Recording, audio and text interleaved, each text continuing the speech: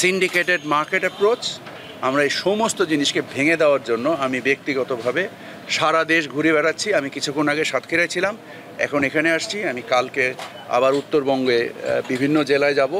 So আমরা যে ব্যক্তিগতভাবে পুরো অবস্থাটাকে উপলব্ধি করছি।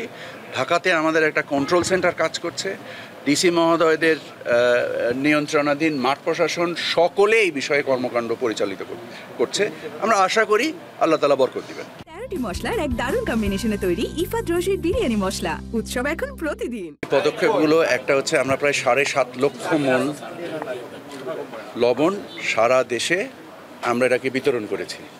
আমরা গণমাধ্যমে চামড়ার সংরক্ষণের পদ্ধতির ব্যাপারে গণমাধ্যমে ব্যাপক প্রচার করেছি, লিফলেট দিয়েছি, আমরা পোস্টার বিলি করেছি এবং আমরা তথ্যচিত্রও প্রদর্শন করেছি।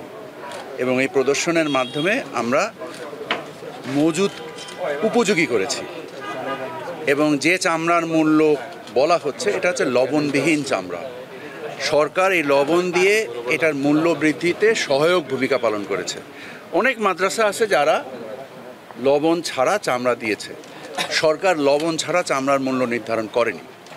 সো ওইটা মার্কেট প্রাইস ফিক্স করবে।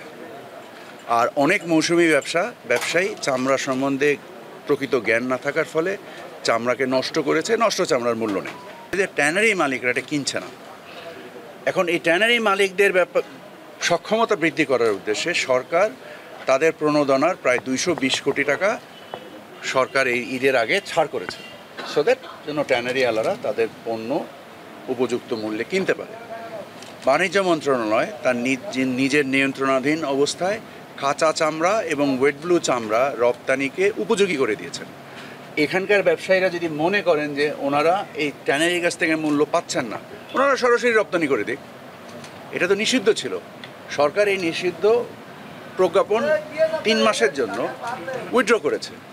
সো আমরা বাজার ব্যবস্থাকে ব্যাপক এবং আমরা বাজার ব্যবস্থাকে ইনক্লুসিভ করেছি, অন্তর্ভুক্তিমূলক করেছি, করে বাজার ব্যবস্থার উপরে জিনিসটা ছেড়ে দিয়েছি ফাইনাল প্রোডাক্ট ভ্যালু।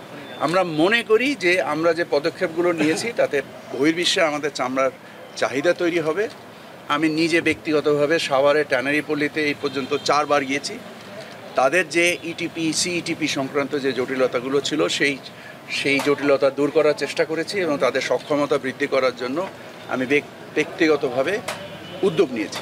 সো সামগ্রিকভাবে শুধু যদি সরকারের উপরে দায় চাপিয়ে দেওয়া হয়, সরকার যতগুলো কর্মকাণ্ড করেছে এটা বাংলাদেশের ইতিহাসে কোনোদিন এত কর্মকাণ্ড গ্রহণ করা হয়নি। এই কর্মকাণ্ডের মাধ্যমে যদি মাদ্রাসা থেকে চামড়ার ব্যবসায়ীরা সকলে একসাথে মিলে এটা সহযোগী হিসেবে কাজ করে, আমি আশা করি চামড়ার উপযুক্ত মূল্য সরকার নির্দিষ্ট মূল্য তো পাবেই, এই নির্দিষ্ট মূল্যর অতিরিক্তও পাওয়ার সম্ভাবনা আছে।